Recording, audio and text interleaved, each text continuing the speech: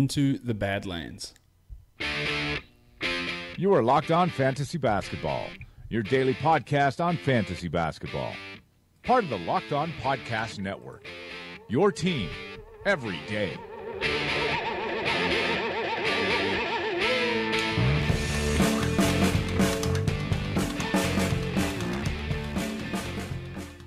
Hello and welcome to the Locked On Fantasy Basketball podcast brought to you by Basketball Monster. My name is Josh Lloyd and I am the lead fantasy analyst at basketballmonster.com, and you can find me on Twitter as always at redrock_bball. We're back, another season recap podcast here for you. We're going to be talking about the Oklahoma City Thunder, and I am joined by, once again, as Greg runs in, we realise this could get dangerous. Greg Ehrenberg of Basketball Monster. Greg, welcome to the show. Welcome back to the show.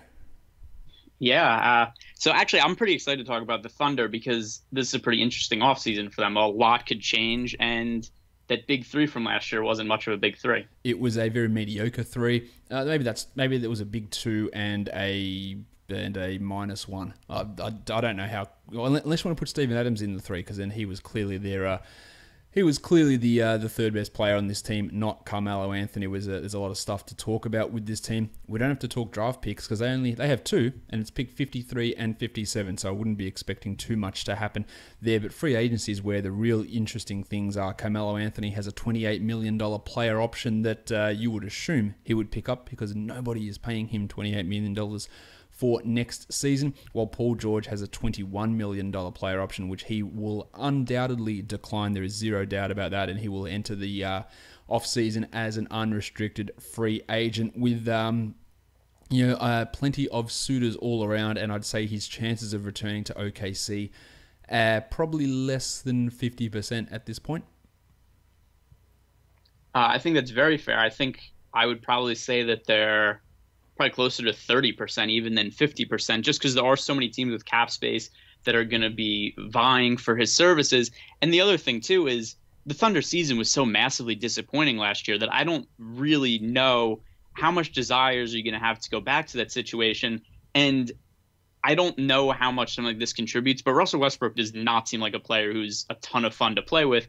And if Paul George goes there, he's obviously committed to playing with Westbrook for basically the entirety of his prime, because Westbrook also signed the 5-year max contract extension. Yeah, Westbrook's in 2021-22, Westbrook's going to be paid $44 million, which is going to be just and he's got a $47 million player option in 22-23. That is a large amount of money, but we'll talk about that when we get into the 2022-23 season. Other unrestricted free agents on this team is Josh Huestis, who they declined his rookie option. Corey Brewer, Fatface Raymond Felton, and Jeremy Grant are all unrestricted free agents. And then they've got PJ Dozier and Daniel Hamilton. They're two-way guys who are both restricted free agents. I guess Jeremy Grant is the priority there. Corey Brewer gave them some solid minutes, but he is not the answer on the wing. He was just filling in space for Andre Robertson to come back. Huestis played some okay minutes, but again, not a high priority guy. Grant is going to be the one that they are going to want to bring back in that situation, and it's going to cost a lot more than the $1.5 million that he was on last season in order to do that. So that'll be interesting to see. He wants to come back to OKC. He seems to think that he will, but there's plenty of water to go under the bridge before we hear about that. The Thunder finished last season with a 48-34 record, 2 wins below their expected win-loss, 17th in pace, the 7th best offense and the 9th best defense, and they were 4th in the NBA in the Western Conference. So you can look with a top 10 offense and top 10 defense, you would expect them to be a little bit better than a first-round playoff exit, and that's why, again, and their expected win-loss of 50, and they went under it. Given how well their offense and defense played, they should have had a better overall result than what they ended up having. They were the number one offensive rebounding team, and number one in the league in generating turnovers, 2 things that obviously able to help them in large part there due to Steven Adams with that offensive rebounding ability that he does possess, and we see that happen with him all of the time. Let's have a guessing game, Greg. Who do you think had the best offensive rating on this team out of the players who were significant parts of the rotation? Well, I could eliminate Carmelo Anthony right away. Yep. Personally, I would guess that it was Paul George. I think that he was the best offensive player for the team last year, but I don't think that's who it's going to be. Who was it? It was Steven Adams that had the best offensive rating on this team, and that's not the be-all and end-all of everything, but he had a 125. Paul George was 112. In terms of worst offensive rating, Josh Eustace had a 91, and then next worst was Carmelo Anthony, as you so gracefully put it. Best defensive rating on this team? It was probably Steven Adams. It was Russell Westbrook, which has surprised me as well there. While Terry Ferguson had the worst defensive rating on the team, just ahead of Alex Abrines, but I don't think too many people would be surprised by those results. Let's talk Westbrook, who was the number 1 or number 2 fantasy player the year before and struggled this season, still averaged a triple-double, 25, 10, and 10, but saw the scoring drop, the three-pointers drop significantly. He averaged 25, 10, 10, 1.2 threes, 1.9 steals, 0.3 blocks, 45 from the field, and 74 from the free throw line with under 30% from 3 on 4 attempts per game. What the hell do we make of this season Westbrook had? Because he still averaged a triple-double, and overall you'd say it was disappointing. Yeah, it's weird because coming into this year, I thought that the counting stats were going to go down for him. I thought the efficiency was going to go up. The usage was down a little bit to start the year, and then it picked up as the year went on when Westbrook decided, screw this, we're not winning, I'm doing everything myself. And yeah, it was a disappointing season. It's hard to say exactly why it was disappointing. I guess overall it was just because the team wasn't as good as the majority of people thought they were going to be.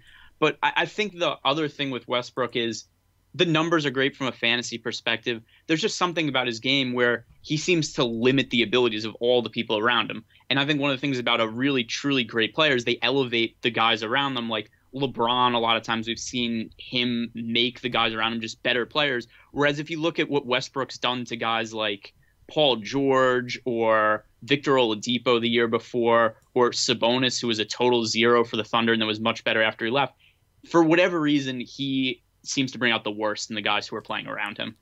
The weirdest thing, like the efficiency did go up from the field. He went from 42.5% to 44.5%. That's fine. His three-point percentage went back to basically his career numbers now. In his MVP year, he shot 34% from 3 and hit 2.5 per game.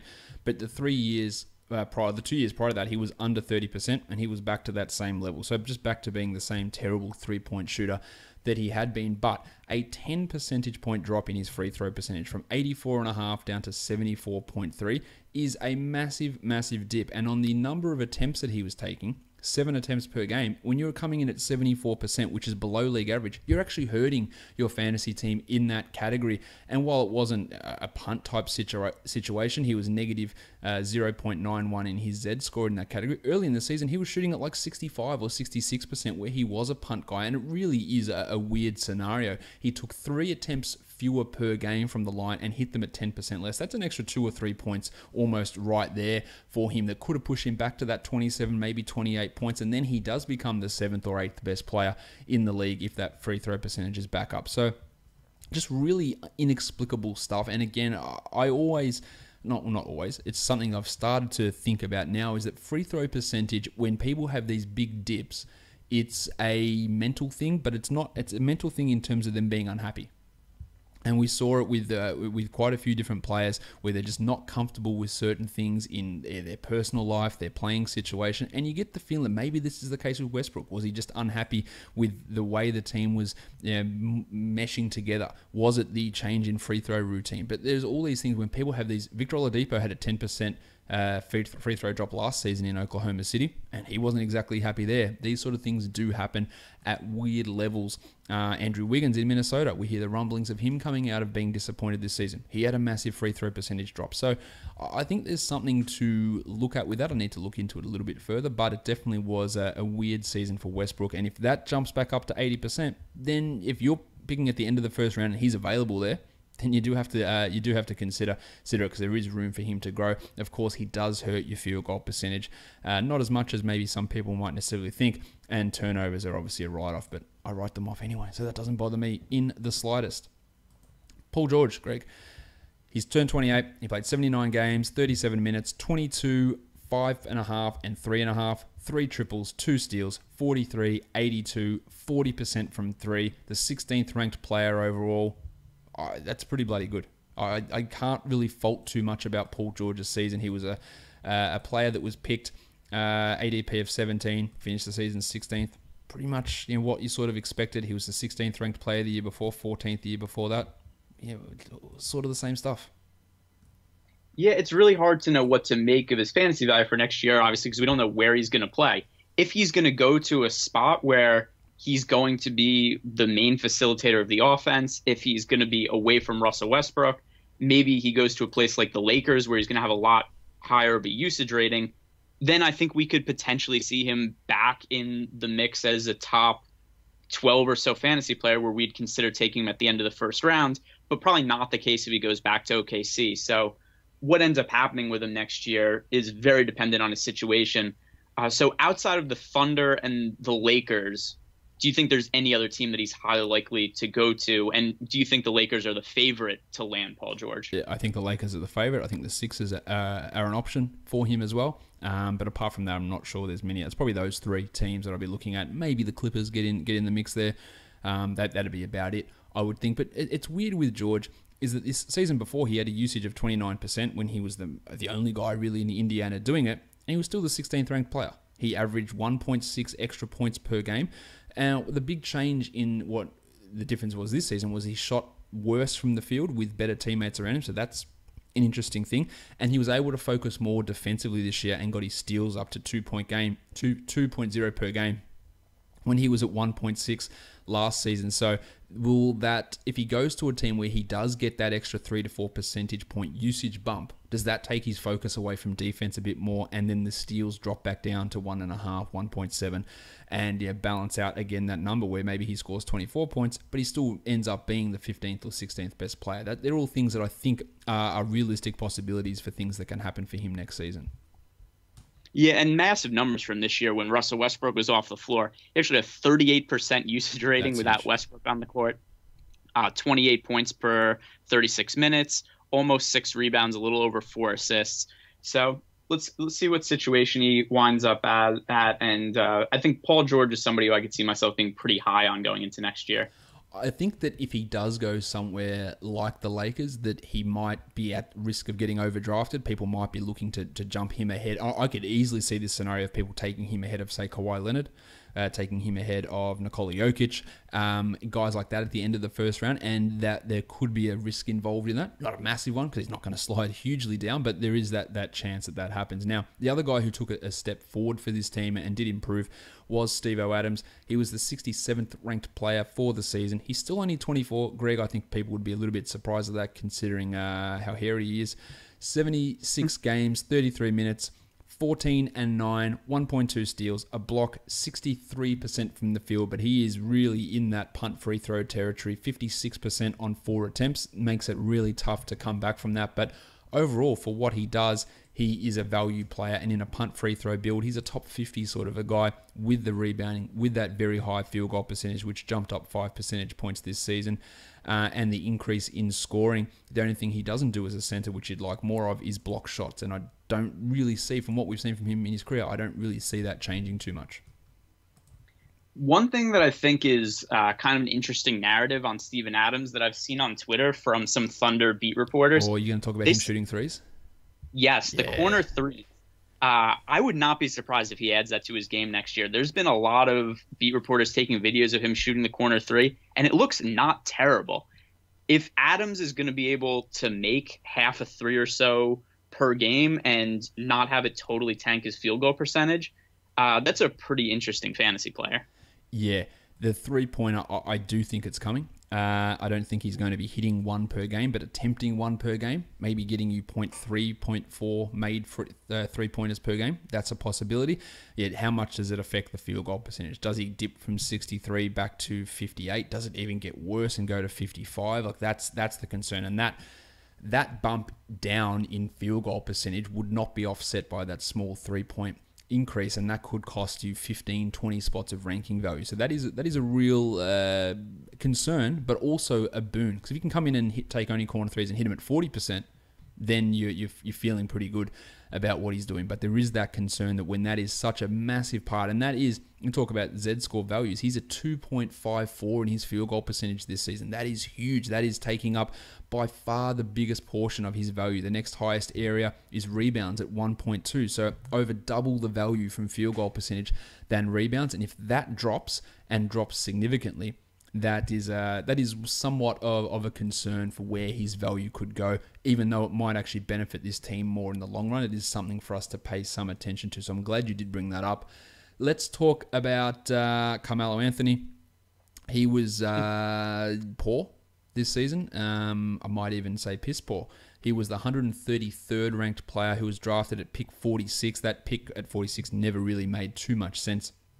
Once he was traded to OKC, 32 minutes, 16 points, 2 threes, 6 rebounds, 1.3 assists, 0.6 steals, 0.6 blocks, but it's the inefficiency. 40 from the field, 76 from the line, 36 from 3 for a true shooting of 50 is really, really poor for Carmelo Anthony. He's lost. He shouldn't be playing 34 minutes per game. Shouldn't be playing 32 minutes per game at the age of 34. I assume he's back on this team. But the other thing we have to take into consideration, Greg, is if Paul George goes and Melo opts in, does he see his usage rise even further? He was at 23% last year. Does he go back to 28% and just bludgeon his way into another 18-point scoring type season, and that actually then has fantasy value? Yeah, well, if we look at Melo's numbers with Paul George off the court this year, his usage rating did go up to 29%.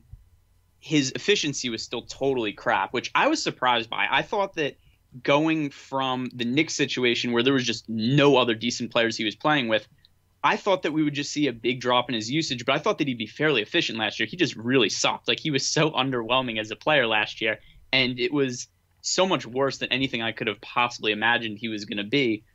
So I don't know what to make of him, because the numbers can't go down from what they were last year. There's no way that he's going to shoot lower than 40% from the field.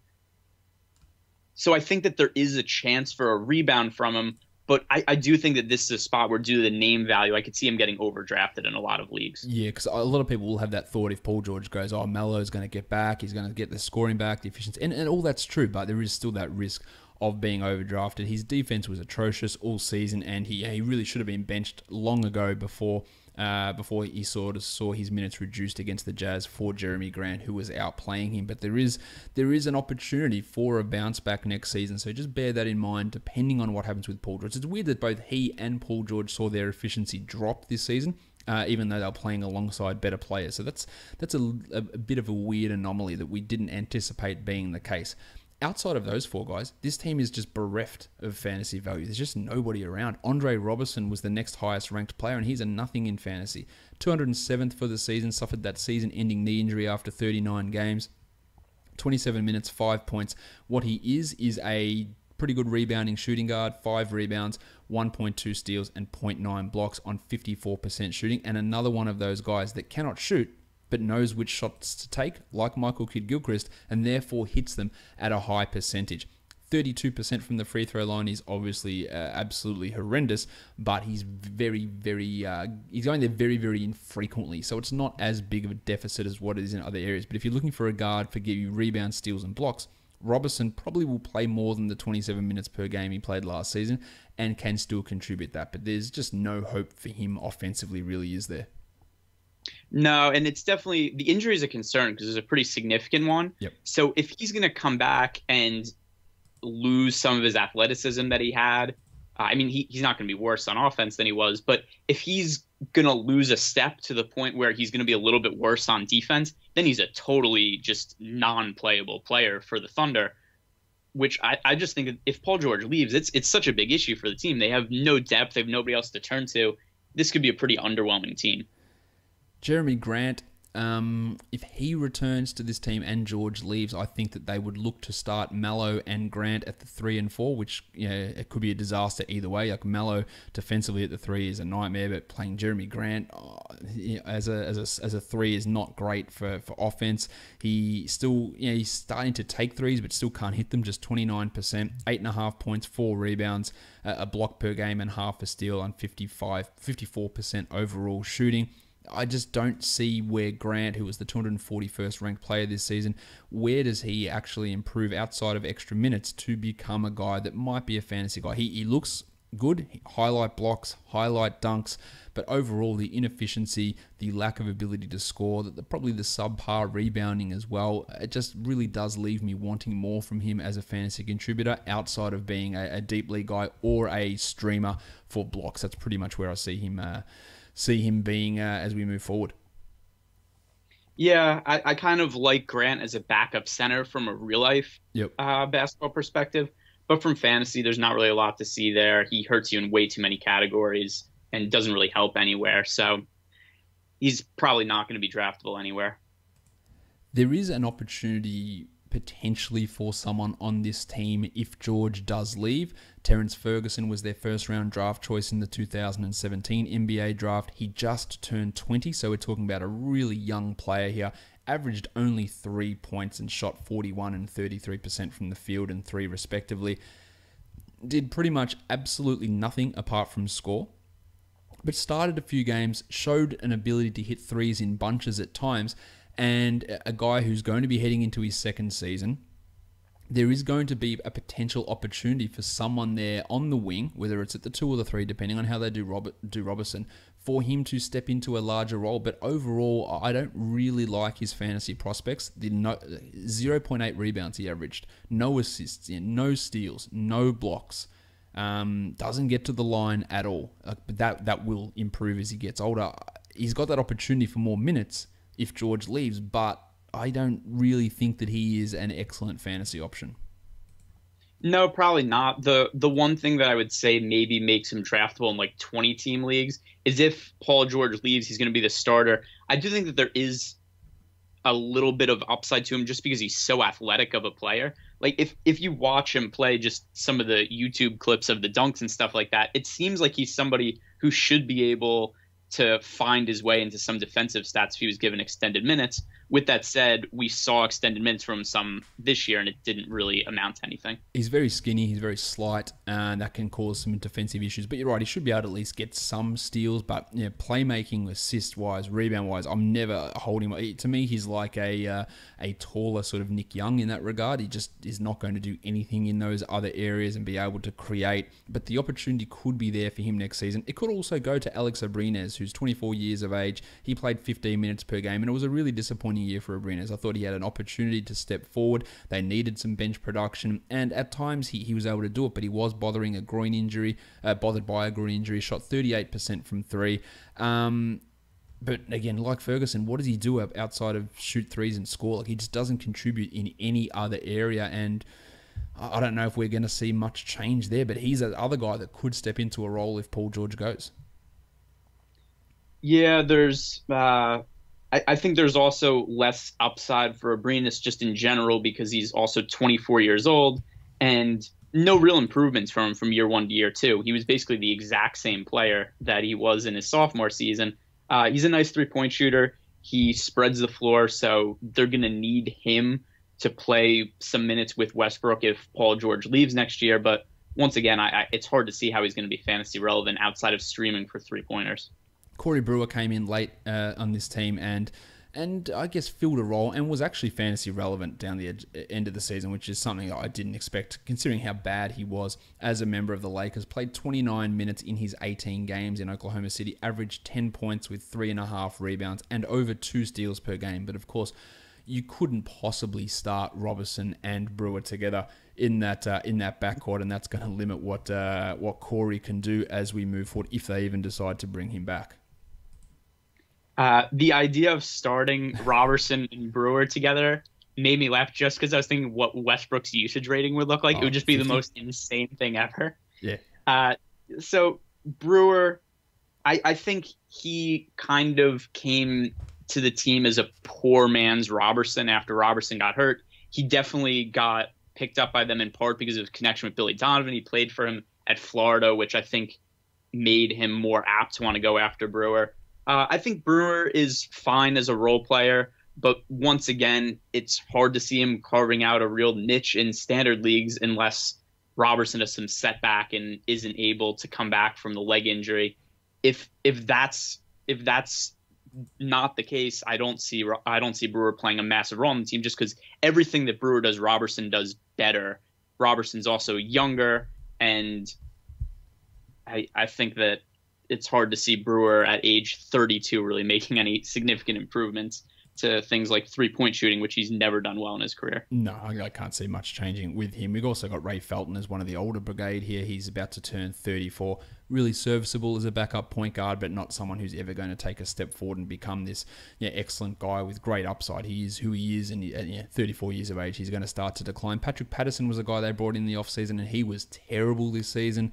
Battled a knee injury before he came across, and he's 29 years of age, and there's a concern that knee problem might persist. He has never been a good fantasy option back from his time in Toronto, and again, I don't see much changing here, although it could be a situation where maybe he sees some extra minutes in a Paul George absence, or even if Melo decides to leave, does Patrick Patterson move in there? But he's never going to be a guy who's a good fantasy player, I don't believe, unless you have a different thought on him. No, I don't. I actually, when they signed Patterson, I didn't think it was a bad signing, and I thought that he would be somebody who would be nice to space the floor, but it just didn't work out. He wasn't able to stay healthy last year. He wasn't particularly good he played 82 games. I guess he played more than I thought he did. But either way, he wasn't able to play a massive amount of minutes. He was only playing 15 minutes per game and was just much less of an impact than I thought he was going to have when they signed him. Yeah, he wasn't. He was not good during this season. The other guys on this roster, Daniel Hamilton, Dakari Johnson, Nick Collison, who's retired, PJ Dozier, Kyle Singler, not much to talk about there. Josh Hustis saw a larger role than we've ever seen from him, but he showed some things defensively, but 30% from the free throw line is not ideal. 29% from three is poor as well. And there's just very little upside for a guy who is an unrestricted free agent, had his rookie option declined, and is already 26 years of age and showed nothing offensively. So there's a whole bunch of nothingness at the end of this bench, Greg, and that makes this a team that there's really not a huge amount more to talk about. No real up-and-coming players. Ferguson's really the only bright spark they potentially have. No first-round draft choice coming here as well as part of the Enes Kanter trade from a couple of seasons ago. So yeah, it's going to be an interesting offseason for them with Paul George and with Carmelo Anthony, but room for all avenues for improvement are fairly limited, and we could see an absolute monster 43% usage season from Westbrook. That is a possibility if George and Melo both leave, which seems an unlikely combination, but hey, you never know. That sort of stuff could happen. Greg, I reckon that's it on the Thunder. Give us all a plug of where they can find your Twitter account and your work out there so people can consume it. Yeah, so guys, you go follow me on Twitter at GEhrenbergDFS. I have my own podcast, the Foul Balls Podcast. It's just DFS-oriented, covering baseball every day right now, and then we get into football and basketball once that starts up. And baseball content I write for DraftKings and at rotopros.com. Everything that I do, I end up putting on my Twitter page at some time. So check it out and support it. It would be greatly appreciated. Yep, go and follow Greg. Go and check out his podcast and leave us both a 5-star rating and review on Apple Podcasts. Find us on Google Play, TuneIn, Stitcher, Spotify as well. And check out the rest of the Locked On Podcast Network, lockedonsports.com, and of course, Locked On NBA Net on Twitter. Greg, thank you for coming on the show once again. Yep, for sure. Thanks for having me, Josh. Guys, we are done here. Thank you so much for listening, everyone. See ya.